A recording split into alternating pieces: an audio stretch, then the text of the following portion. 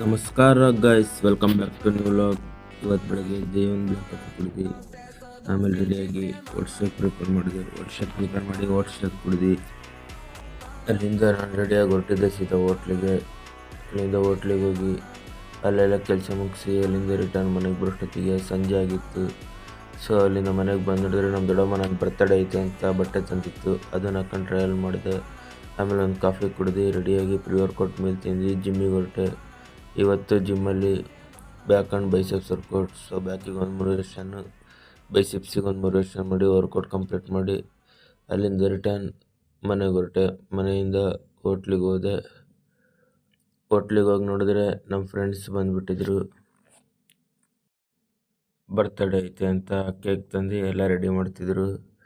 So ಅವ್ರನ್ನೆಲ್ಲ ಮಾತಾಡಿಸ್ತಾ ಹಂಗೆ ಅಲ್ಲೇ ಕೇಕ್ ಕಟ್ ಮಾಡಿ ಆಮೇಲೆ ಅಲ್ಲಿಂದ ಅವ್ರ ಜೊತೆ ಸ್ವಲ್ಪ ಟೈಮ್ ಪಾಸ್ ಮಾಡ್ತಿದ್ದೆ. ಅಷ್ಟೊತ್ತಿಗೆ ಟೈಮ್ ಆಗಿತ್ತು. ಹೋಟ್ಲು ಕ್ಲೋಸ್ ಮಾಡ್ಕೊಂಡು ಅಲ್ಲಿಂದ ರಿಟರ್ನ್ ರೆಡಿಯಾಗಿ ಮನೆಗೆ ಹೊರಟೆ. ಮನೆಗೆ ಬಂದು ನೋಡಿದ್ರೆ ನಮ್ಮಮ್ಮ ಸ್ವೀಟ್ ಮಾಡಿತ್ತು. ಸ್ವೀಟ್ ತಿಂದು ಕೇಕ್ ಕಟ್ ಮಾಡಿದೆ. ಇವತ್ತಿಗೆ ನಾಳೆ ಸಿಗುವ ಬಾಯ್.